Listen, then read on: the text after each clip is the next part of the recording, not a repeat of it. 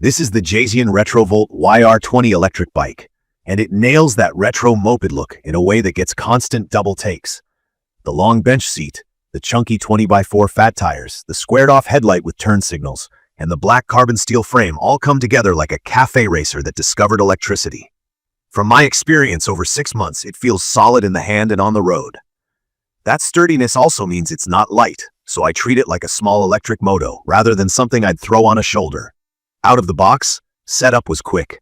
It came mostly pre-assembled, and I only had to put on the bars and pedals, then go around the bike with a few tools to make it feel mine. I did a little brake adjustment and checked the derailleur indexing. Nothing unusual for a bike with real components and real speed. In my opinion, Jasion did the right thing by shipping a bike that's ready to ride, but still benefits from a careful tune. Key features that define how it rides are the 1,000-watt brushless rear hub motor that peaks at 2,000 watts, the 48-volt 20-amp-hour removable battery, dual suspension, hydraulic disc brakes, and the full lighting setup with working turn signals. There's also a simple LCD display that's easy to read in daylight, and a 7-speed drivetrain for when you want to pedal. The PASS system, pedal assist, gives you several levels of electric help, and there's a thumb throttle when you just want to twist and go. There's even basic cruise control that holds your speed after you maintain the throttle for a few seconds. Tapping the brake cancels it. On flat ground, this thing moves.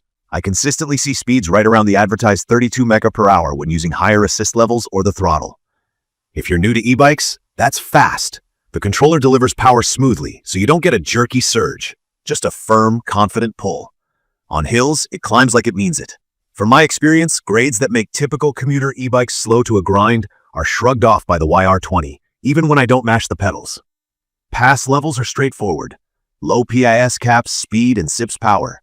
High PIS lets the motor stretch its legs. It's easy to find a sweet spot where you're cruising comfortably without burning the battery too fast. Comfort is a huge part of why I kept choosing this bike for errands and weekend rides. The front fork and rear shock take the sting out of rough pavement, brick alleys, gravel, and hard-packed dirt. The fat tires contribute a lot here. They add grip and soften chatter.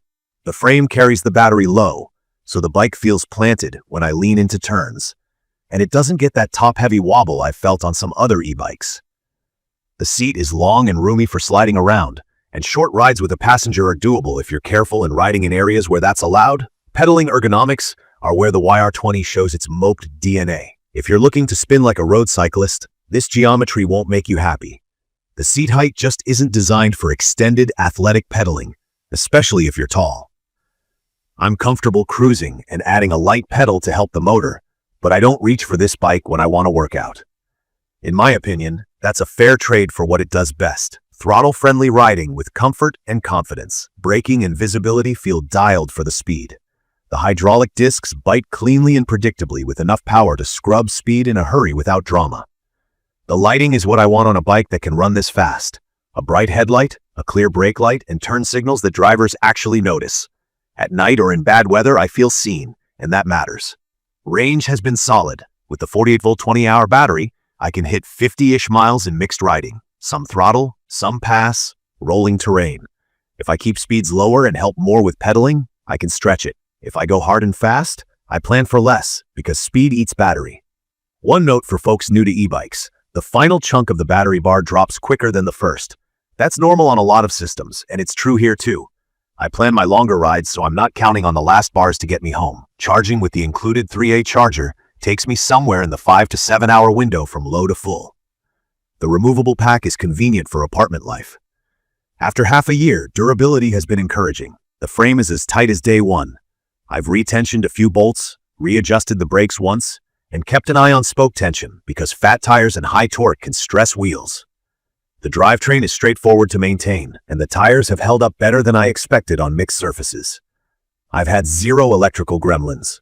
The display boots quickly, the lights work every time, and the motor controller pairing remains quiet and smooth. It's perfect for someone who wants an electric ride that feels more like a light moto than a bicycle.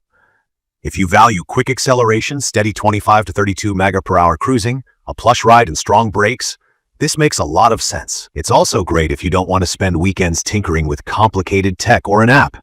Everything you need is on the bars: speed, assist level, lights, and a horn-style control for turn signals. There are trade-offs. It's hefty to carry upstairs or hoist onto a hitch rack, so I store it at ground level. The riding position is built for cruising, not for efficient long pedaling. There's no companion app or GPS. That won't matter to some riders. But if you want phone integration, you won't find it here. And like I mentioned, the battery indicator feels optimistic at the top and pessimistic near the end. So I learned to judge range by miles ridden and how hard I've been riding.